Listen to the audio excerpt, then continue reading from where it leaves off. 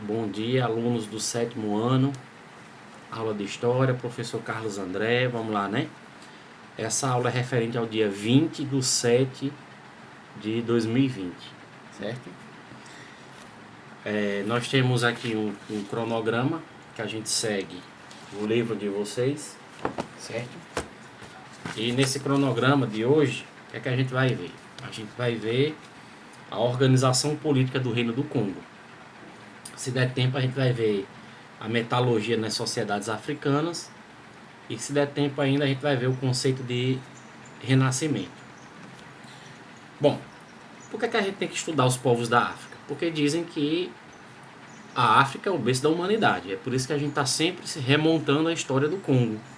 Aliás, não só do Congo, mas de outros países e outros reinos que já existiram e os que permanecem até hoje. Se vocês pegarem o livro de vocês aí, a partir da página 64, vocês vão ver um estudo sobre o Reino do Congo, que fala o seguinte: o Reino do Congo foi fundado próximo ao rio Congo, não é? No final do século XIV, ou seja, um século antes de descobrir o Brasil, né? A capital desse reino era chamada Banza Congo, e nela vivia o monge Congo, seu principal governante. Bom, você vê que são nomes parecidos, né? Mas vamos ler um texto aqui que deixa bem claro o que é esse reino do Congo, ou o que foi o reino do Congo. O Mani Congo era, como era conhecido, né, o chefe supremo. Por isso podemos dizer que o poder estava centralizado em suas mãos, ainda que fosse auxiliado por um conselho real. Então existia o rei, que era chamado Mani Congo, e abaixo dele existia um conselho real, ou seja, um grupo de pessoas que aconselhavam o rei. O reino era muito forte, estava dividido em províncias, cada qual controlada e administrada por um chefe local. Então, o país Congo, o reino Congo, era dividido em estados que tinham um chefe local, como se fossem governadores. Esses chefes coletavam impostos e eram responsáveis pelo controle da produção econômica. Me desculpe, não é coronavírus. Bom, vamos lá. Os chefes locais coletavam impostos e eram responsáveis pelo controle da produção econômica de cada região. No Reino do Congo havia enormes mercados, onde eram trocados produtos como sal, tecidos, metais, vinhos, enfim, produtos vindos de várias regiões. Além disso, uma moeda circulava por todo o reino, facilitando as trocas. Ela era feita de uma concha, chamada Zimbu, que só se encontrava na ilha de Luanda, a atual Angola. Então olha só, a moeda era uma concha, tá vendo? Essas conchas que a gente acha na praia. Acha até na prainha de Glória aí, ó. Bom, vamos falar um pouco agora sobre a religião lá no antigo Reino do Congo. Vamos falar sobre o cristianismo. Bom, o cristianismo no Reino do Congo, a partir da página 65. No século XV, ou seja, quando o Brasil foi descoberto, os portugueses iniciaram a exploração do litoral africano em busca de metais preciosos e rotas de comércio. Em 1483, desembarcaram no Reino do Congo, em 1483. Que século é esse? Século XV. Muitos chefes locais congoleses se aliaram aos portugueses, que tinham maior poder militar. Os portugueses tinham maior poder militar. E converteram-se ao cristianismo. Ao fazer alianças com os portugueses, esses chefes congoleses conseguiam armamentos e apoio dos portugueses, conquistando maior poder na região. Em 1489, o próprio Mani Congo, ou seja, o chefe supremo do Congo, se converteu ao cristianismo. e procurou impor essa religião a toda a população do reino. Muitos congoleses, no entanto, recusaram-se a renunciar à sua religião tradicional. A religião tradicional, normalmente, desses povos africanos, era o chamado minismo, animismo. O que era o animismo? Eles acreditavam que objetos inanimados, existia uma espiritualidade por detrás dos objetos inanimados. Objetos animados somos nós, seres humanos, os animais.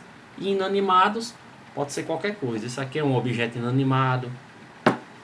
Isso aqui é um objeto inanimado. Isso aqui é... Objeto inanimado é tudo que não tem vida, né? Bom, vamos lá. A escravidão no Reino do Congo. O contato com os portugueses deu início a um processo de profunda transformação na sociedade congolesa, não apenas do ponto de vista religioso, mas também político, econômico e social. Antes da chegada dos portugueses, já havia alguma organização em torno da captura e venda de pessoas escravizadas no Reino do Congo. Na maioria dos casos, a escravidão era doméstica e os cativos auxiliavam no trabalho familiar, realizando as mesmas tarefas que os membros da família a que pertenciam. Então, a escravidão não foi inventada pelos portugueses. Os próprios congoleses, eles mesmos escravizavam uns aos outros para que esses, os escravos, fossem utilizados em atividades domésticas, junto com os outros membros da família. Bom, durante o século XVI, olha, a gente passou pelo século XIV e XV, a gente já está no XVI.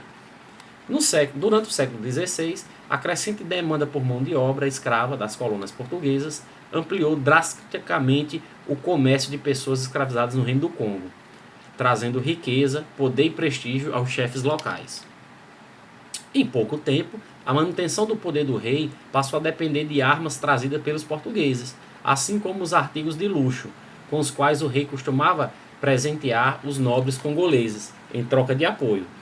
Esses produtos só podiam ser adquiridos em troca de pessoas escravizadas. Então, o Mani Congo, ou seja, o chefe supremo, ele começou a fazer uma troca de pessoas de seu próprio reino, né? Ele passou a escravizar essas pessoas e trocar por mercadorias e armas, né? Isso tudo só para se manter no poder. A busca por novos escravizados intensificou as guerras por povos vizinhos e, além disso, a própria relação com os congoleses com o trabalho escravo foi alterada após o contato com os portugueses. Ao longo do século XVI, o número de escravizados passou a ser maior do que pessoas livres no Reino do Congo, fazendo com que toda a produção do reino fosse dependente da escravidão. Então imagina só, você tem uma sociedade livre, onde de repente a maior parte da população é mais de escravos do que pessoas livres, né? Essa sociedade ficou economicamente dependente da mão de obra escrava.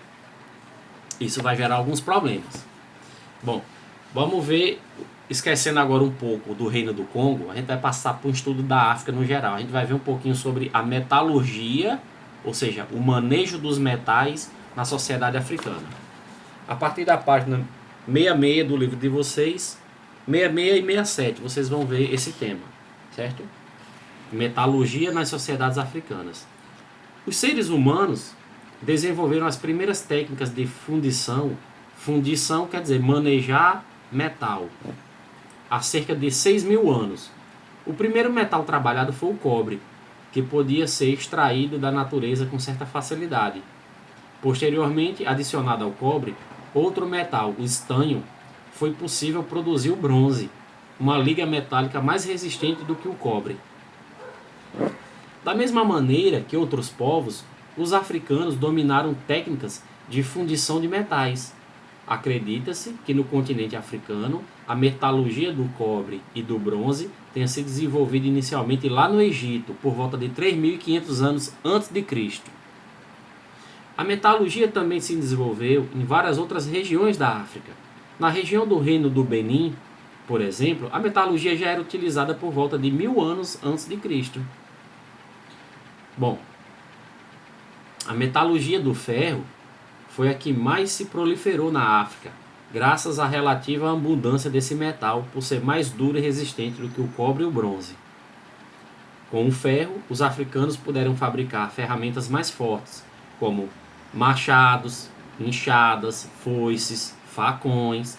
Também melhoraram seus armamentos, aumentando a capacidade bélica dos exércitos. Capacidade bélica significa capacidade de força, capacidade de poder militar, capacidade de guerra. Bom, e isso eles tiveram um exército mais forte, líderes, chefes locais mais fortes. Logo que foram descobertas e dominadas as técnicas de fundição do ferro, se disseminaram por todo o continente africano. Então a gente vai ver no livro de vocês algumas figuras que demonstram o quanto eles sabiam trabalhar com esse ferro e com esses metais. O ferreiro africano ele era muito hábil. Nas sociedades africanas, os metais não se relacionavam apenas com as necessidades materiais, pois estão ligados a aspectos simbólicos, religiosos e culturais. A atividade do ferreiro é comparada à magia, o que lhe dá prestígio e também faz com que seja temido. Então o ferreiro era quase um rei, né? Nessa época. Ainda hoje, muitos ferreiros da África Ocidental vivem em aldeias e empregam as técnicas tradicionais de metalurgia do ferro. Essas técnicas são transmitidas de pai para filho e desse modo costumam ficar no interior da comunidade a que pertencem. Bom, vocês vão ver um texto na página 67 que eu quero que vocês leiam no livro de vocês. Tá ok? A partir dessa aula eu estou vendo que não vai dar tempo, mas a partir da próxima aula a gente vai começar a estudar, a gente sai da África e sobe lá para a Europa. A gente vai estudar sobre o Renascimento e o Humanismo. Então, eu quero que a partir da próxima aula a gente preste um pouco mais de atenção, porque muita gente tem dificuldade no Renascimento e no Humanismo. Inclusive, o 8º ano está vendo isso e tem pessoas lá com dificuldade, tá certo? Então, vou encerrar a aula por aqui. Sempre nos vídeos eu vou mandar uma aulinha complementar. Então eu mando essa aula gravada e mando uma aula complementar, porque uma ajuda a outra. E aí a gente pode ter uma noção melhor sobre todos os assuntos que foram dados, tá certo? Forte abraço aí, alunos do 7º ano. Até semana que vem. Na semana que vem a gente vai falar sobre o Renascimento e o Humanismo lá na Europa. Ok? Forte abraço aí.